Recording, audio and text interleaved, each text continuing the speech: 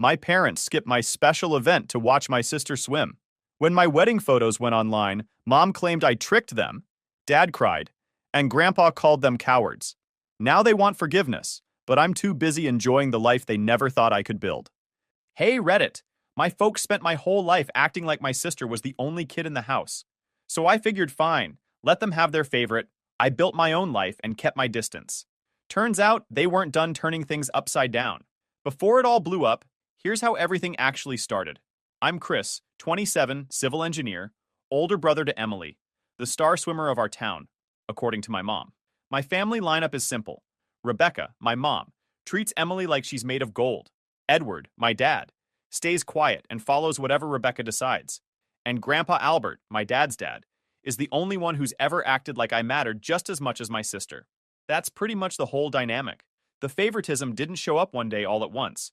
It was slow, steady, and honestly pretty obvious even when I was a kid. In middle school, I had a science fair project I was actually proud of. I'd drawn diagrams, built a little model, stayed up way too late the night before to glue everything straight. They showed up at the beginning, took one photo, then left early because Emily had swim practice across town. I remember packing up by myself and thinking that maybe it was just bad timing. By high school, I'd stopped expecting them at anything I did. My academic award night, something I had worked for over years, was completely ignored because Emily had a qualifying meet the same evening. Rebecca said, "She only gets one shot at this." Like my entire academic track was just a warm-up lap. Then came college, the big one. They'd told me since childhood that I had an education fund. It was why we didn't do expensive vacations, or why I couldn't have certain things when I was younger. This is for your future, they'd say. But when I got my acceptance letter, suddenly the story changed.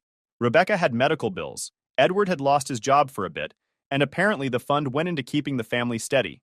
Except later, years later, I found out through a cousin that a big chunk of that money helped pay for Emily's first car and part of the deposit for her apartment near the swim center. I guess that was also keeping the family steady.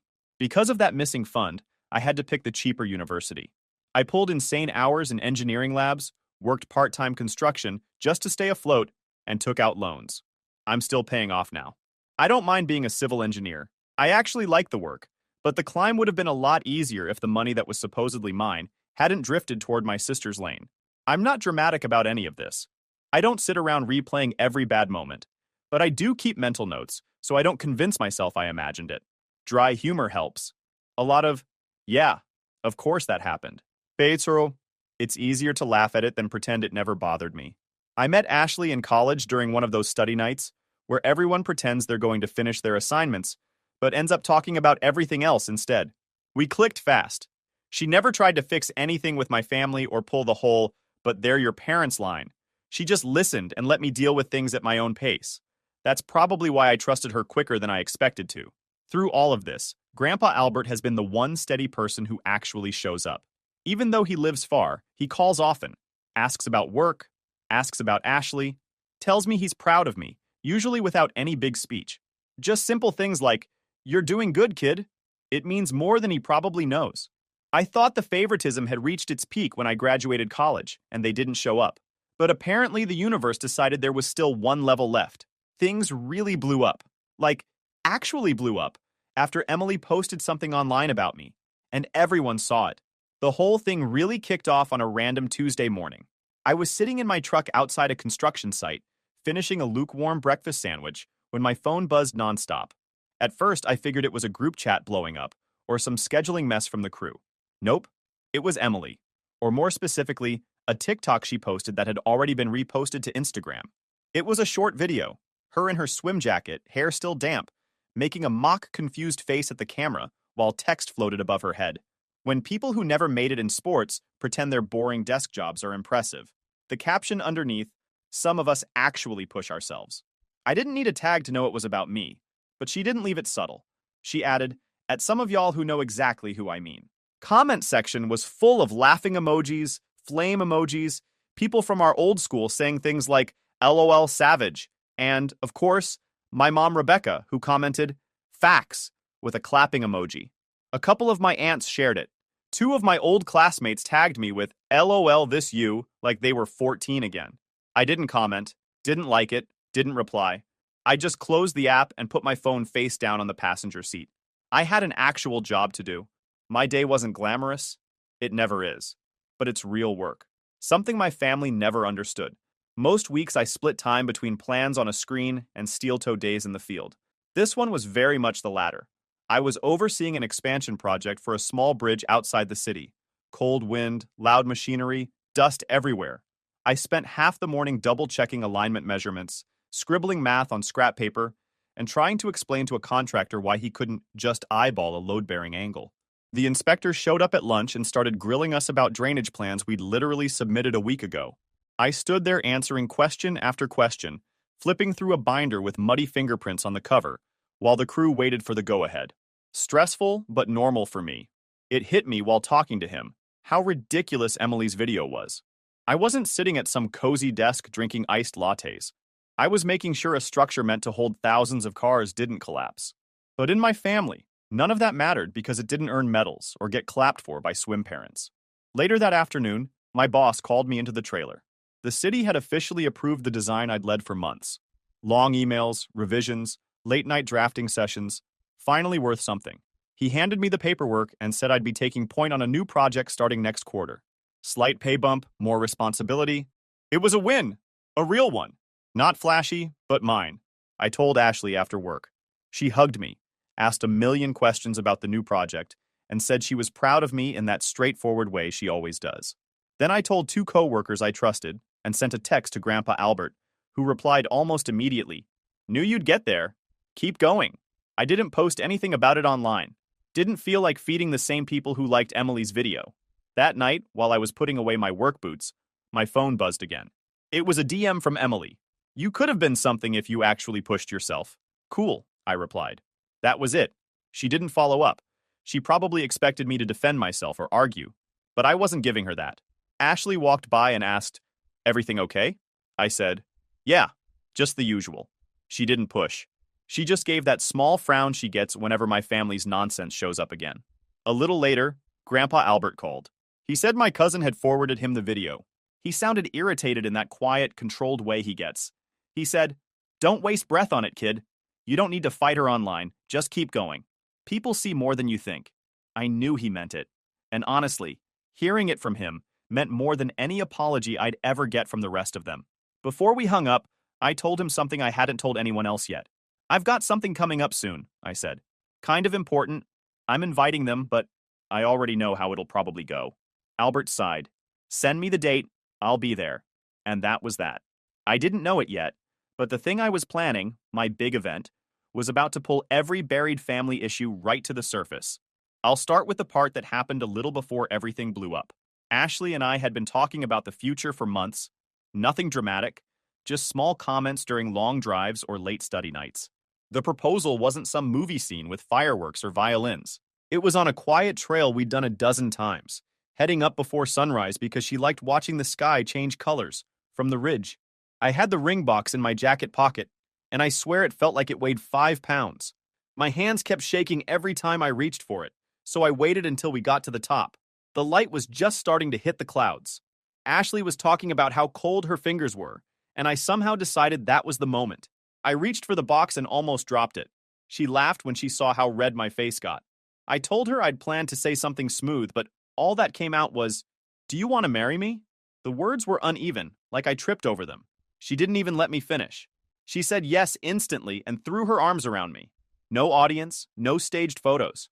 Just us, breathing in cold air and trying not to fall over on the uneven rocks. It felt right. A week later, I drove to my parents' house to tell them. I should have predicted how it'd go, but I went in with at least a little hope they'd show interest.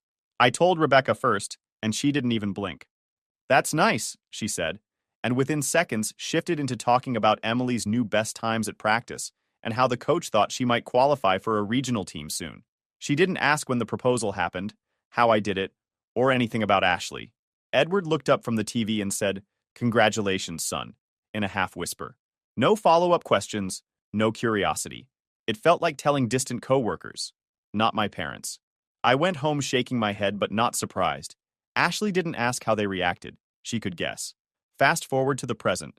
I was at work reviewing drainage calculations when I got a message from one of my cousins. She casually mentioned Emily was heading to an elite swim camp that summer and that my parents were paying for a private coach to work with her one-on-one. I didn't react right away. I asked, "Where'd they get the money for all that?" She replied, "From what was left of what they'd started calling the emergency fund, which used to be my education fund after they repurposed it." It took me a minute to even process it. That fund had supposedly gone toward Rebecca's medical bills and Edward's job loss period. That's what they told me when I started college. I accepted it back then because what else could I do? But then later I found out it helped buy Emily's first car, then part of her apartment near the swim center, and now this. Swim camp and a private coach. Family survival, huh? I sat there staring at the message, realizing nothing had changed in almost 15 years. Emily needed something, and the rest of us bent around her needs. If she wanted a new opportunity, the money magically appeared. If I wanted help with tuition, the well was dry. For about 5 minutes, I seriously considered whether there was anything legally I could do. But I had nothing in writing. No hard records. Too much time had passed. And honestly, the idea of dragging Ashley into court battles with my family made my stomach turn. I wasn't putting her through that. So instead, Ashley and I kept planning our wedding. Small, calm, and quiet. Mostly her family, our close friends, and a few people from my dad's side who actually treated me like a human being growing up. We didn't need a huge event. We just wanted something meaningful. We picked a date that worked for everyone else we cared about. And when all the details were set, I sent a message to Rebecca and Edward. I reminded them, again, that Ashley and I were engaged. I gave them the exact date, told them it was important to me. I didn't write the word wedding. I wanted to see if they'd ask, if they were even paying attention to my life at all. Rebecca responded in under a minute. Emily has a huge meet that day. We can't miss it. She needs us there. That was their number. Even if the meet shifted earlier or later, they were already choosing it over me. No, what's the event? No hesitation, no curiosity, just a decision made for both of them. Edward didn't say a word. I typed, "Okay," and left it at that. I didn't feel angry, just tired. It was the exact outcome I expected, and somehow that made it easier to accept. If I had told them outright it was my wedding, I already knew what would have happened. They would have pressured me to change the date so it didn't interfere with Emily's schedule. This way, they made their choice without me guiding them. Later that night, my phone buzzed again. Grandpa Albert. He wrote, "Heard from your dad, you've got something planned. Send me the address. I'll be there." No excuses. I didn't smile often when it came to family stuff, but that message did it. Whatever happened next, at least one person in my bloodline had always shown up. And he wasn't about to stop now. The morning of the wedding felt exactly like every wedding movie gets wrong. Nothing matched the mood boards Ashley had saved on her phone. I woke up already feeling behind schedule. My cufflinks were missing. I could have sworn I packed them the night before, but they were nowhere in the garment bag. While I tore through my pockets and replayed every place I might have set them down, one of Ashley's cousins came in, asking if I knew where the boutonniere went, because someone had definitely left it on the counter, but now the counter is completely empty. A kid ran through the backyard setup holding a juice box and managed to knock over a folding chair without even noticing.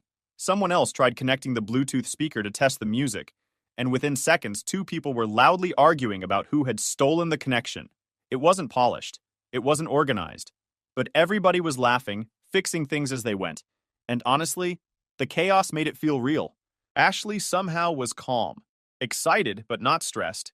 Her friends floated between us, carrying messages like, she said, "Stop pacing, you're wearing the floor down," or she said, "Remind him the boutonniere is not your responsibility." Every time I got too tense, someone made a joke that cracked the whole room up. It wasn't the vibe you get from perfect wedding photos, but it felt like family, the good kind. Grandpa Albert arrived earlier than everyone else. He got out of the car and immediately complained about the parking situation like he was evaluating a crime scene. "They made the spots too narrow," he muttered, even though there was plenty of room. He walked straight toward me, squinted up at my collar, and said, "Your tie looks like it survived a tornado. Come here." He fixed it in 3 seconds. Then he reached into his jacket and pulled out something wrapped in soft cloth. Inside was a small pin that belonged to my grandmother, something she used to wear on her sweaters every Sunday. "She would have liked today," he said, "and she'd be proud of you. So am I." I didn't know what to say without getting emotional, so I just nodded. About an hour before the ceremony started, my phone buzzed. Edward had sent a text. "We won't make it. Meet change times. Hope everything goes well." Phrased exactly like that, and nothing about what he was missing. A minute later, Rebecca sent her own message. Not about the wedding, not even a hint that she remembered what was happening. Just, Big day for Emily. She's so nervous but excited. Wish us luck. I stared at both messages for about 10 seconds. Then I handed my phone to one of my friends and said, "Just keep this away from me today." He nodded and tucked it into his jacket like he was guarding a national secret. And with that, they were officially not coming. The ceremony started late because Ashley's nephew decided to use the aisle runner as a racetrack, but once everyone settled, the whole scene softened.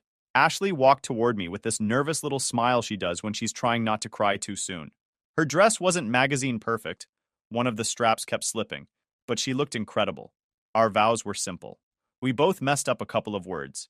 Everyone laughed in a warm, not mocking way. Ashley's parents were tearing up before we even got halfway through. My small handful of relatives clapped loudly at the wrong moment, and Albert sat front row, hands folded, watching me like he'd been waiting years to see this. It wasn't flawless, but it was honest, and it felt like mine. After the ceremony, the photographer wrangled everyone into group photos. People kept wandering out of place. Someone's toddler refused to stand still. The wind kept pushing Ashley's hair into her face. But the pictures turned out great because everyone looked genuinely happy. When things settled down a little, I heard someone say, "Your aunt posted already." Sure enough, my dad's sister had uploaded a picture of us standing under the arch with the caption, "Wonderful day." Sad some people chose to be somewhere else. Not subtle, but not wrong. Our town's community groups eat this stuff up.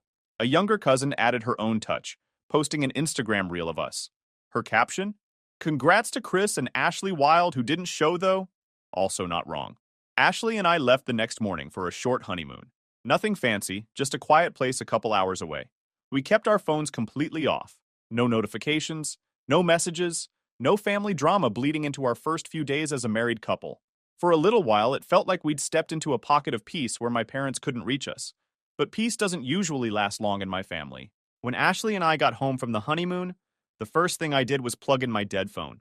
It powered on, buzzed once, then basically had a seizure. Notifications poured in so fast the screen froze twice. Missed calls, group chat explosions, texts from numbers I didn't even recognize anymore. I didn't need to open anything to know what had happened. My aunt's Facebook post from the wedding and my cousin's Instagram reel had spread way farther than either of them probably meant. By the time the phone unfroze, I was staring at dozens of screenshots people sent me. My aunt's post had been shared across a bunch of local groups.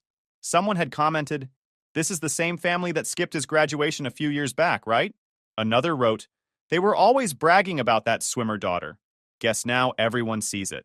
There were comments from old neighbors, distant relatives, even people who recognized the last name from school. A few brought up specific things from years ago, times when Rebecca went on and on about Emily's swim meets, while ignoring anything I was involved in. Stuff I didn't even realize anyone else noticed. My cousin's IG reel got its own traction. Then the messages started. The first thread was from Rebecca. "How could you do this? You tricked us on purpose. You set us up to be embarrassed." Then she shifted into guilt mode. "I'm your mother. How could you humiliate me like this? You know how much stress I'm under with Emily's season. I can't believe you treat us this way." She never once mentioned the wedding itself, or missing it, or me. Then came Emily's messages. "Unbelievable. You ruined my biggest meet of the season. Ashley is manipulating you. I know you told the family on purpose to make us look bad. You're jealous I actually succeeded at something." I just scrolled through them until my thumb hurt. There wasn't a single line about congratulations. Not one about being happy for me. Just anger that the world finally saw what had been happening for years. I didn't even get the chance to respond to anything before my phone rang.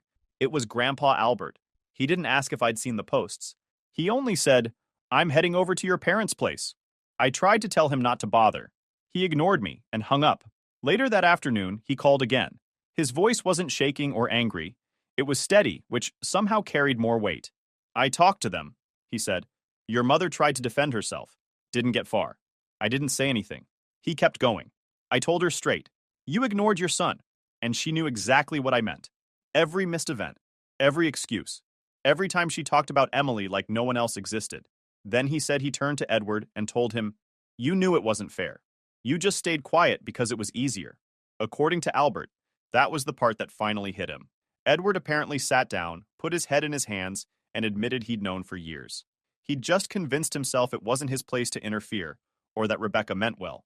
But missing the wedding, something he couldn't pretend away, finally snapped him out of whatever fog he'd been in.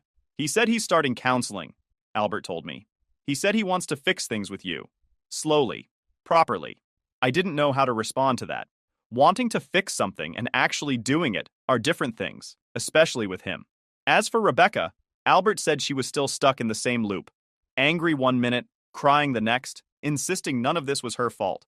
That woman, he muttered, is allergic to accountability. Not long after, messages from my mom's sisters started rolling in. A wall of texts calling me cold, ungrateful, selfish, saying I should have reminded Rebecca what the event was.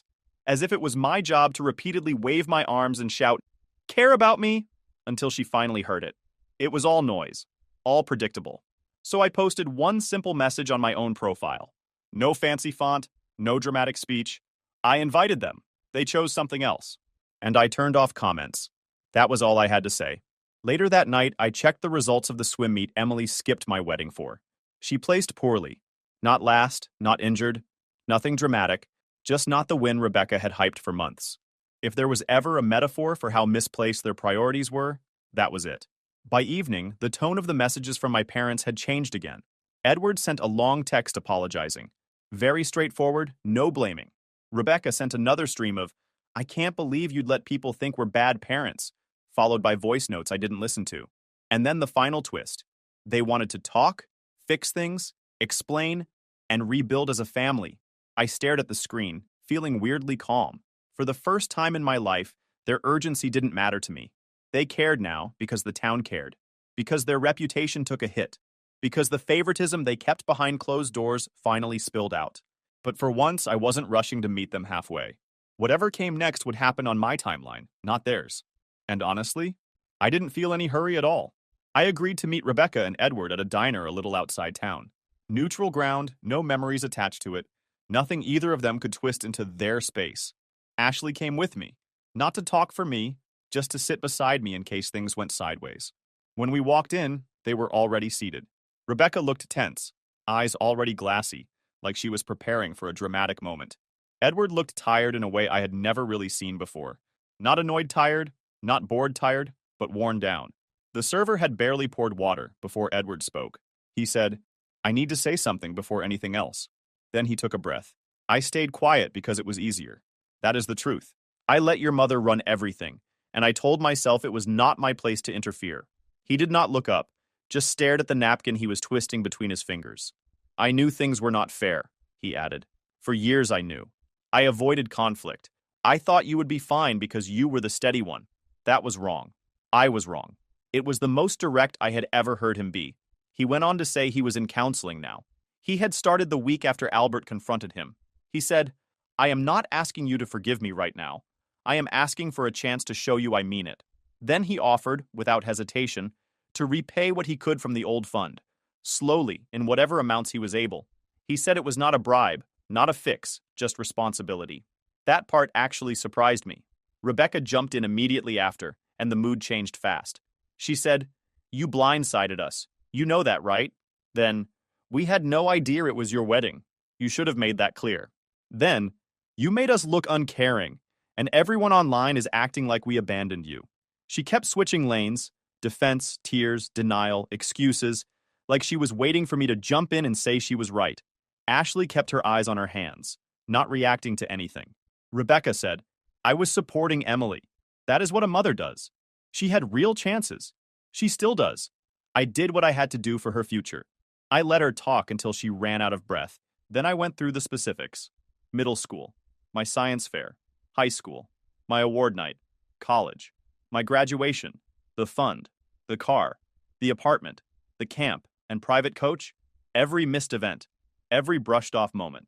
I said each one slowly, not dramatic, just factual. By the time I finished, Rebecca had gone quiet. She was staring at the table like she had not realized how long the list would be. Edward looked like someone had punched the air out of him. After a moment, I told them where I stood. I said, "I can try to rebuild something with Dad. Slowly, if actions match what he is saying." Then I looked at Rebecca. "With you, I need distance. I am not ready for anything more than that. You need to work on yourself, not me." She opened her mouth, probably to argue, but closed it again. Maybe for the first time she understood that pushing would make things worse. We left shortly after. No hugs, no raised voices, just the truth laid out with nowhere to hide it. A few days later, Emily texted me saying she wanted to talk face to face. I agreed, mostly to close the loop. We met at a small park near the river, a spot everyone used for walking dogs or jogging. She arrived in athletic clothes, hair tied back like she had come straight from training. The first thing she said was, "People are treating me like I am the villain. Not hello. Not anything about the wedding." She went on, "Swimming is all I have. You know that. When everyone started talking, it made me look bad. It made Mom look bad. You embarrassed the whole family." I let her talk until she ran out of steam. She kept shifting her weight like she expected me to apologize. Instead, I said, "I am not trying to embarrass anyone. I just stopped pretending none of this happened."